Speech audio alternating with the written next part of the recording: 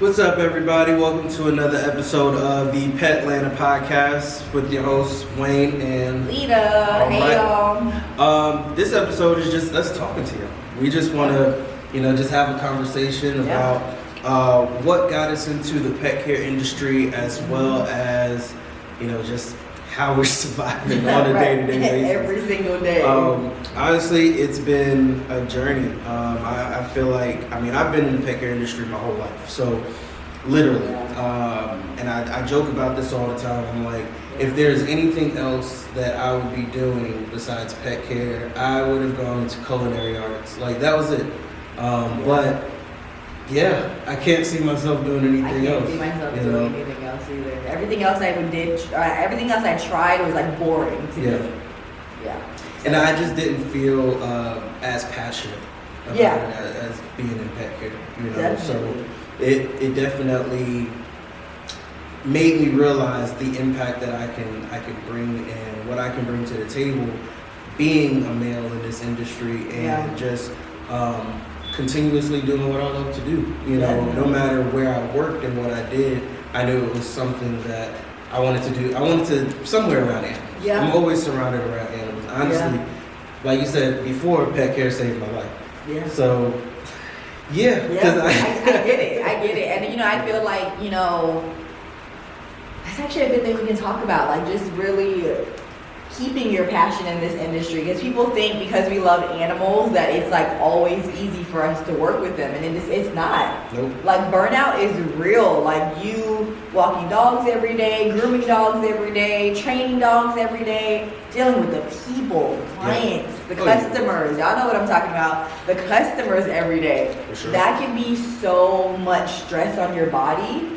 The pet industry in general is a lot of stress on your body. It's a very labor-filled job. Oh yeah, when I was on the road, and mind you, so I've been grooming now for about 4 years, and the first year or so I was doing it out of my home, and I was working at a shop. Shout out to Patty's Fruitopia. You taught me a lot, and I appreciate you. So, and I was working out of a shop, but then once 2020 hit, I ended up getting a van, and it was a lot. Like, just having to work for yourself and be on a van not even 24/7, but it felt like 24/7. Yeah. But basically being on a van all day, every day, dealing with the dogs by yourself until I had my help. It was very labor intensive, and my back hurt, my legs hurt. Everything hurt. And at that point, because you are working for yourself each and every day, you can't stop. Like, there was barely times like I was grooming dogs with the flu, grooming dogs like sick. Man, like everything. I even groomed dogs with a sprained ankle. Like, I had to do it. Yeah, you had no choice. You had to pay your bills. I had to pay my bills. Yeah, and like that's the gist of it. Is like, if I don't work, because at this point I'm an entrepreneur, if I don't work, I don't eat. So if I don't eat, I'm gonna be very upset. Right. And that's where the grind and the hustle comes from. Like that with anybody that's like wanting to get into the pet industry or maybe wanting to start a pet business, I would say, like, people are like, how did you just start?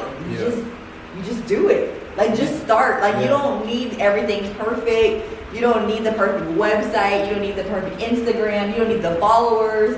Like, literally just start and advertise and put your foot to the pavement. Get flyers and tell your neighbors and get on these free apps. There's really Facebook and Instagram. If you really think about it, it's free. For sure. So it's like there's so many things you can do to just get started. And I was talking to one of my frat brothers the other day, and I was literally letting him know that when I was in high school, I could have been making so much money. Man. Like, it's ridiculous how, like, now that I'm so far into the field, looking back, I could have used that time a lot more constructively. Definitely. Like, so even just going to high school, like, just talking about high schoolers. During the summer, you have so many people that are traveling. You have so many people that want to do things. You have so many people that want to just they want to find people who can take care of their pets. Yeah, that they trust. That they trust. Right. So all you really have to do is just market yourself. Yeah. You literally have to invest nothing into it. Just find one of these living communities, you know, that people have these pets and they're like, cool, you can stay at my house while I go shopping or while I, you know, go on vacation or something like that. Definitely. And just sit there and just sit. People will pay you to sit there with their pets. To literally sit there. I call it Netflix and chill. That's what we call our house sitting services. It's like Netflix and chill with the dogs. Like that's literally what you're doing. You're sitting in their house.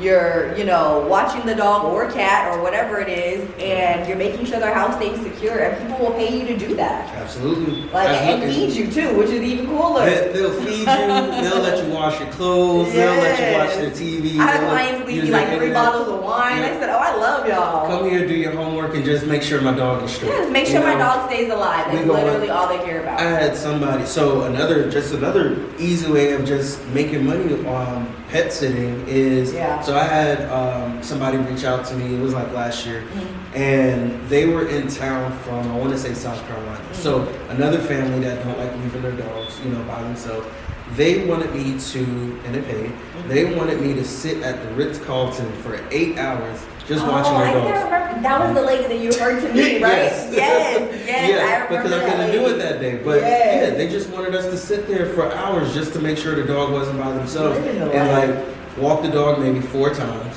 Cool. You know, we could go to Piedmont Park I'll and walk just the sit dog around. in Ritz-Carlton. I literally just sat at the park for a few hours. Like we sat at the park, I sent them pictures, we went to go get something to eat, we sat outside, we went back to the hotel, we watched TV, we went for another walk, I did some homework, and that was it. Yeah, like, that's it was, so sweet. It was very relaxing. Yeah, you know, people don't know there's so many things you can do like just to get started. You know, you don't have to be, and I think that's the thing. You don't have to be a full-blown professional to start, because I think that's what people think, like, well, I have to go to school or I have to get certified or all of this stuff. No, pet sitting and dog walking is, you know what I mean, even grooming. Like if you did like basic dog baths, you know, like you got some shampoo, you got a towel, got your little blow dryer, you know what I mean? Now I will say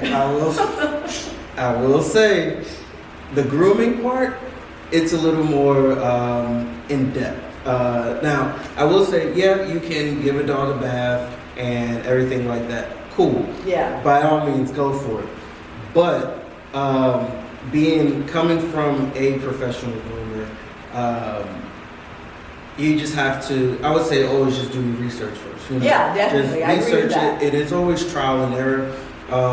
You know, when it comes to grooming, because grooming is such a intricate process. It is. In the hygienic schedule. So you want to make sure you're doing it right. You want to use the right shampoos, the right conditioners, the right brushes, I agree. Everything like that, because you can't use the same thing on every dog. And a lot of people, they misconstrue that information and use the same shampoos for every dog. I totally agree with you. You can't use the same shampoo for every dog. You can't, you know, there's so many breeds out there. You know what I mean? So that's like, even, but I'm talking about for like even the high schoolers. If we got like a high schooler listening right now, if you had some like dogs in your neighborhood and you wanted to do like a dog wash, not clipping nails, talk about just a basic dog, and probably on short hair dogs. You know, like I would a little chihuahua. The best bet is just to start off with a oatmeal shampoo. Yeah, oatmeal shampoo. You can't go wrong. You can't go wrong with an oatmeal shampoo. Oatmeal shampoo, oatmeal conditioner. Start off that way, and you're good to go. Definitely. Now, if it's something that you truly enjoy, of course, using that money to reinvest into your business, that's where you get your de-shedding shampoos, you get your hypoallergenic shampoos, you get your whitening shampoos, your black coat shampoos, you get your detangling shampoos.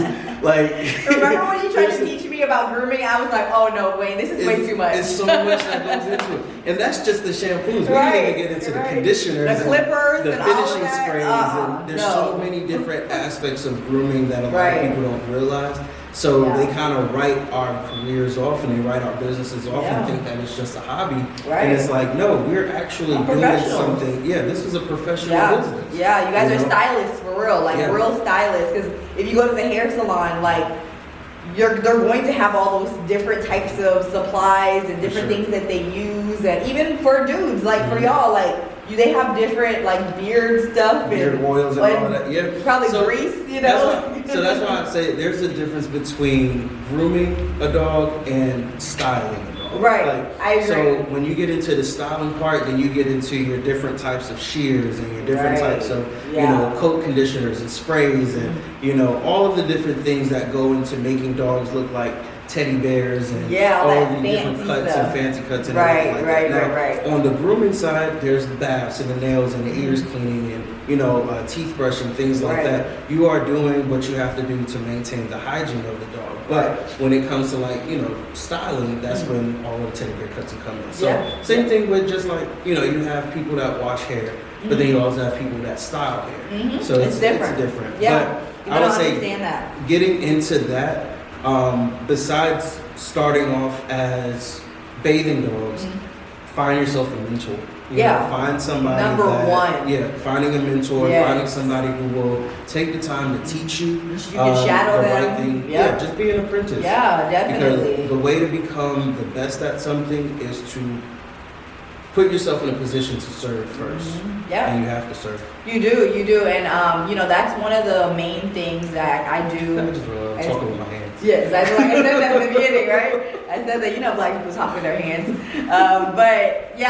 I think that's one of the main things that I would say that one of the easiest things I can give advice to someone that wants to get started is to find a mentor, because we all had one, you know what I mean? And they were amazing people that came into our lives and was willing to give up so much free information, and that's why I love giving back like that, because it's like, okay, now I'm in this position to give back because I've been in the industry long enough, I've dealt with enough clients and all of that. But find somebody that's gonna really, really just push you under their wing and really show you from beginning to end how they got started and what to do, what not to do, the mistakes they made and how they wasted money on stuff, and because it's gonna save you so much money.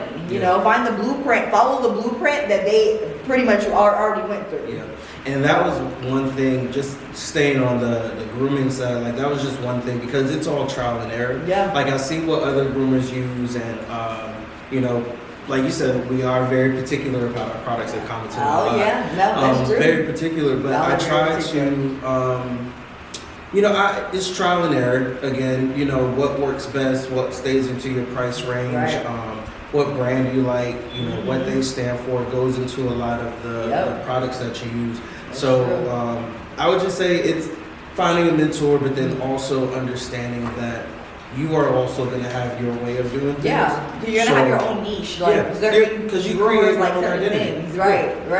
Some groomers specialize in coloring, and some groomers specialize in just doodles. Everybody has their thing. I don't know how, God bless them for all those doodle personal groomers. Look, out there. give me all the schnauzers. Right, okay? I'm That's just it. like, Give me all the See, and schnauzers. I'm like, give me all the bullies, Yeah. because I feel like they're the easiest dog to groom. Absolutely. Give me For real. all the schnauzers. I'm fine with that. Yeah, but it's so true. But same thing, with dog walking and pet sitting. When I started my pet sitting company, I didn't realize how many different tools that I could give my pet sitters to make sure that they can do their basically take care of the dog properly. There's so many different things, like having Benadryl in your car just in case the dog gets bit by, something while you're walking, and making sure that you have treats on you just in case you have to distract the dog, or making sure you have different types of leashes, different types of harnesses.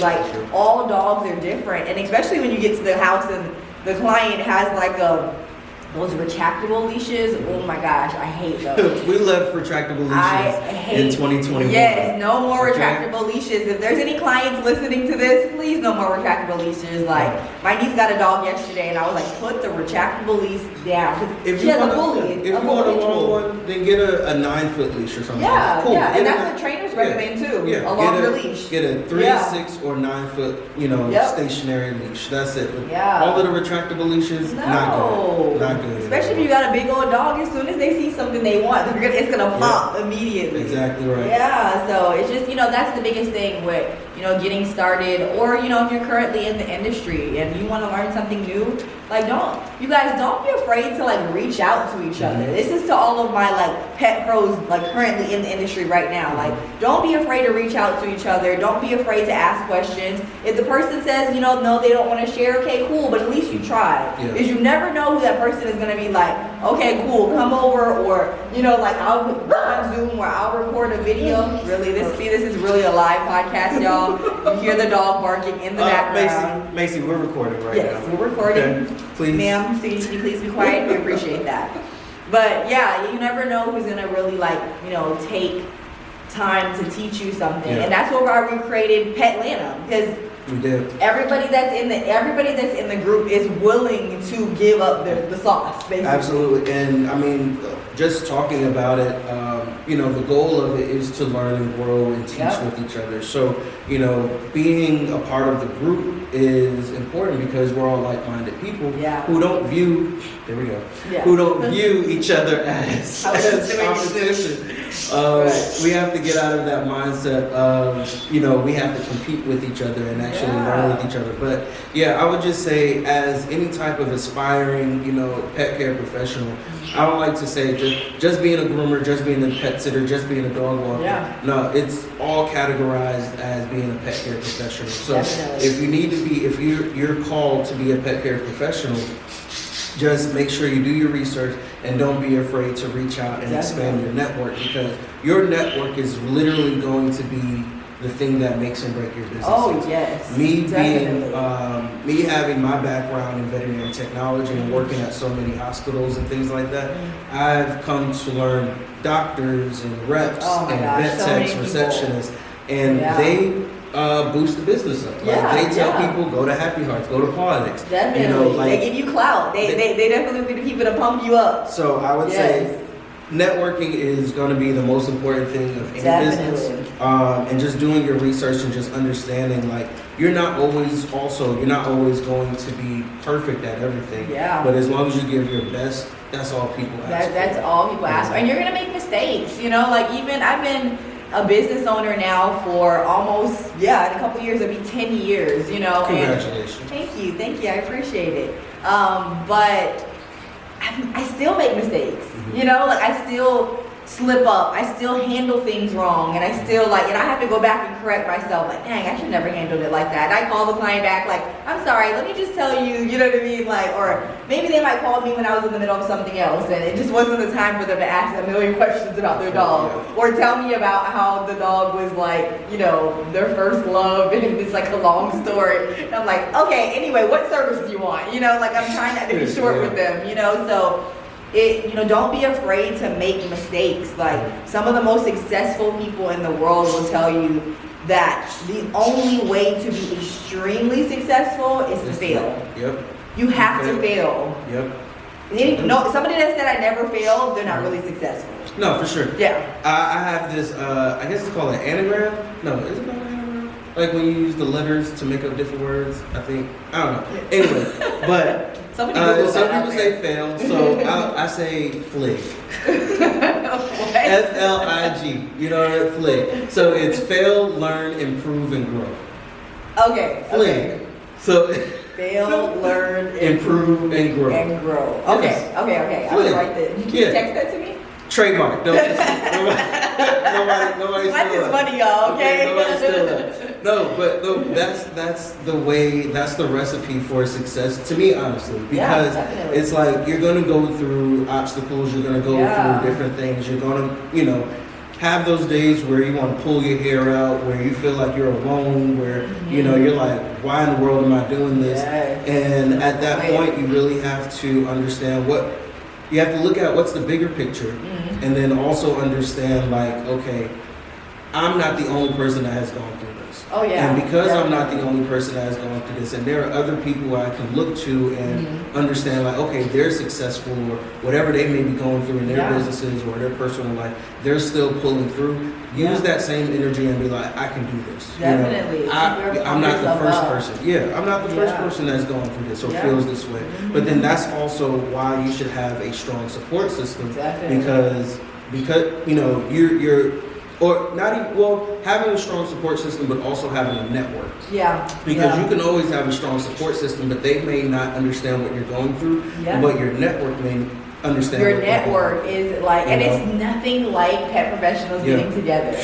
Like it's like the we're energy in interesting- the room. We're interesting people, but we all understand each other. Yes, For sure. it's like it's like we just gravitate to each other, and we're like, you understand. Finally, somebody that understands. You know, it's just like, look, this dog like just pooped it. I was having a bad day, and you know, like it's like we just click, you know. So I just love to meet other pet professionals because it's just like I can talk to you for hours, like Sure. literally. Like, even this episode, us talking about business and how we got started and all of that, like I can talk about that for hours. Yeah, There's sure. so much for us to talk about, you know. Because it's our life. Yeah. Like this is what Literally. we built, and it makes me excited just to talk about it. You know, Mhm. because it's like you can sit here and learn so much. You've gone through your life experiences. I've gone through my life Yeah. experiences. And the next person has gone through theirs, and we could all share. We can. Because something that I've gone through can teach you about a certain situation, Definitely. and a certain, something that you went through Yeah. can teach me about a certain situation. So Yeah. it's just a matter of being able to, share those Information. experiences and just learn from it. You know, Definitely. everything this is the learning part of Flick. Like, We fail, I gotta like put that in my mind. fail, learn, improve, and go. Yes. And then when you do learn from that, you improve. I agree. You gotta I use the totally learning agree. experiences, and then you improve. Yeah. And then that's when you're in this growth stage, because now you're growing from it. But understand that when you get to that G, you're gonna go back to the F. Yeah. You know what I mean? It Because starts all over. it starts right. Right, over, right. It because starts all over. It's all a learning experience. Yeah. But I would just say, man, it's just take things with business Mhm. with a grain of salt. Yeah. Because it's not the end all be all when not. you go through obstacles or Yeah, life and you're gonna experiences or evolve. anything like that. You know, Absolutely. like whatever your business dream was in the beginning, it's never going to be exactly how you think that, like that's why I be telling people to just start. Like just do it. Even this podcast, when we went to a podcasting, it was like a class basically. Workshop. And it was like the top podcasters like in the Atlanta. And the main message we got was just start. Yeah, just do it. Literally, like Just do just it. start. And like we It- said, with the pet professional world, It ain't gonna be perfect. yes, Just it's not do going to it. be perfect. And like I said, the pet professional world, like, of course, be careful when you start. Like don't do something that you know for a fact. Like don't volunteer for something you know for a fact you can't do. So don't say I can groom a schnauzer. Good or well, you never picked up a comb or a shear before. But if you can do something that like walking a dog. Like there's so many of you guys out here that know how to walk dogs. For sure. And it's like just start. Just put yourself out there. Don't Get be you some scared. slip leads. Don't use Slip leads, yes, Use so smart good. leads. Yes, like one of the easiest things you can buy. But Yeah. like, just put yourself out there. And for those of you that are already doing business, if there's something that you want to do, don't wait till it's perfect. Yeah. No, Just do it. start. You Just already do it. have the clientele for it, and you can always improve in the future. Like I just started. My plan was just to start with pet sitting. Yeah. And then now I have like 7 different services that I offer, and I keep adding it. Yeah. Me and Wayne do stuff together that I never even would have imagined I would have even been doing it in the industry. Yeah, my business started off as pet sitting or like hospice help, Yeah. because I worked in a hospital, so I Mhm. saw a need where, right after surgery, Yeah. people needed help with their dogs and stuff. Yep. But it started off as pet sitting, then it went to dog walking, Yeah. and now it's primarily grooming. Yeah. So See, it's he like totally evolved, businesses evolve, you Yeah. evolve as a person because you see what your need is and you Mhm. see how Yep. well certain things work. But yeah, no, I totally agree. Like, and find out what you like too, because like usually if you stick to something, like if you start doing business and you do multiple services, you're gonna find out like, oh, I really like doing this right here. Yes. And there's nothing wrong with like honing into one thing and making and just be amazing at it, be bomb at it. You know what I mean? No, for sure. Because then your clients are gonna be like, oh my gosh, I paid you for this service and it was way more than I expected. Mhm. Ooh, that's a good one. In the Always beginning, go above and beyond. go above and beyond. You have to. You have Yeah, to. I don't That's care if they're why- paying you $5 to walk, go above and beyond. Yeah, send them pictures, send them videos, go Yeah. the extra mile, go around the corner, tell them how good their dog is. Yes. Tell them that the dog Yes. did XYZ, urinated and defecated. Yeah. Like, hey, so and so loves playing with sticks, or we Yes. met the neighbor around the corner and they love your dog. Exactly. Overshare sometimes. Overshare because people that will show people that you care. You're That's passionate. why You love their fur baby. Right. My packages, they include everything. Like, Yep. yeah, it may be on a higher price point, but at the same time, we're doing everything from nose to tail so that Yeah. you don't have to say, oh, is this included or this included? Right, Yes, right. it's already included Yeah, because it's in there. I'm not going to disservice you or your dog Yeah. based off of, just price or, whether or not it's good for the dog. No, I'm Yeah. gonna give you everything your dog needs Definitely. because it's a full service. Yeah, and grooming I'm the experience. professional. You know what I mean? So if you're hiring like the professional, you want to make sure that you guys are like, that if somebody's hiring you, they want expert advice. For sure. So that's your job to make sure that they're educated about everything. So yeah, just do amazing, guys. Absolutely. I would say the top 3 things running a business, starting a business in the pet care industry is do your research first, Yep, number 1. find a mentor, Number 2. and keep a positive attitude. Yes, number 3. Number 4 too though, network. Network. Not network. Like that's like what we talk about the whole entire episode. Yes, network. Make That's sure so you network. important. All right, and then what's the number 5? Okay, might as well make it number 5. Number 5. Don't sell yourself short. Yes. Charge your worth. Yes, charge. There we go. That's a whole nother Yeah, episode. that's charge your We worth. gotta talk about that. But yes, definitely. That's the top 5 right there. So, in the meantime, continue to reach out, continue to do the best that you can each and every day. And honestly, don't be afraid to ask questions. Yes. And join Petlanta too. Yeah, of course. And if you want to join a community of pet care entrepreneurs that, are looking out for each other, learning to grow. Don't mind sharing information. Don't mind sharing. Yes. We are committed to excellence around us because we all, want to grow and we all want to give our best, but then we also give back to the community and we choose different nonprofits each month to contribute to. Definitely. So if you want to join a community like that, definitely reach out to us and join Petlanta. Yes, we're on Instagram, we're on Facebook. We have a website. We have a website and we have a YouTube. Yes, we have a YouTube. What is the website? Tell So us like, the website. share, subscribe at Petlanta Pet Pros, and then our website is www.petlanta.org. Yep. All right. All right, y'all. Thanks for tuning in once again for another amazing episode of Petlanta Podcast. I hope you guys have an awesome day. Awesome day. I'll see y'all next time. All right, bye.